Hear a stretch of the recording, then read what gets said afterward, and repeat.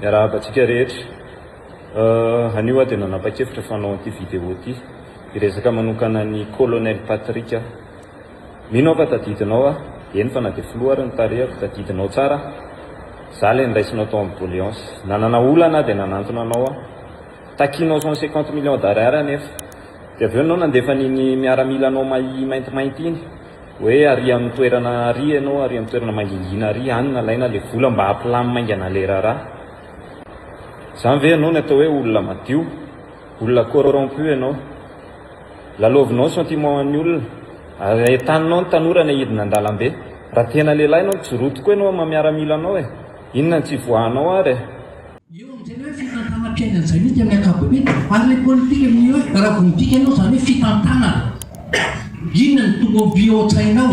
Rinan-damina mazava hahatratsarana tanjona mazava. Misy an'izany eto Madagasikara.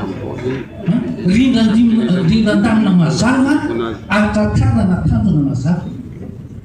Tsy misy afaka miteny izany atolotra ao firenena. Tsisy afaka koa andahan'izany.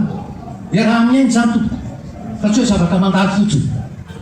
Eo amin'izay le hoe fitantanana tsara rina mazava hatratrana tanjona mazava. Inona le tanjona? Ny mpanao politika ny tokony tsy maintsy manana tanjona mazava. Eto amintsika anisany malasa ny heritreritra mba tsy teneniko hoe mampime le tanjona mazava ny le olona ka tsika lasa ianao dia tsarona toko politika miala tsiny miala fomba tsy hoe tenanao fanomezana ohatra fotsiny mino fotsiny ihany tanjona ve zany hoe vaovao Madagasikara tanjona ve zany sy ny sisa sy ny sisa teny filamatra zany no tsara ny mpanao politika rehefa tonga eo izy zay zo mahita an'izay zavatra to tsy misy fiomanana tsy misy hoe zavatra tena efa voavolavola tonga eo izy zay zo mamono ary ny ahitanao an'izany dia tena hoe ny fomba ataony tanjona mazava hoy raha tena antoko politika ianao a manana tanjona mazava anisan'ny zavatra tsy maintsy tenireny ny mpanao politika dia hoe ny fandrosoana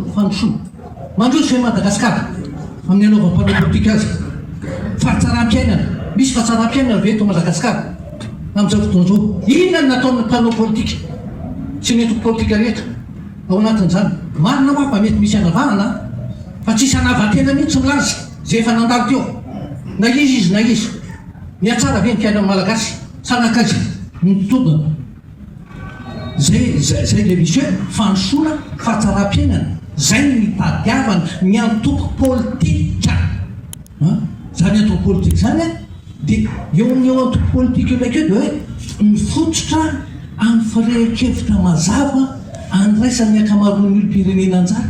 Inona ny firehakevitra mazava nentin'ny mpanao politika ka naharesy lahatra amin'ny vahoaka Malagasy?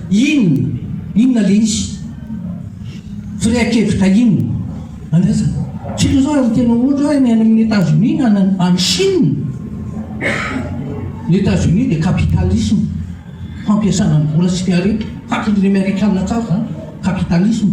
Raha ny teny zany Chine zany tsika communisme fampiasana foto-kevitra mazava maharesy lahatra ny maro anisa zay fehezan'ny rafitsaina manaja ny dina mpiarahamonina kapitalisme sy communisme.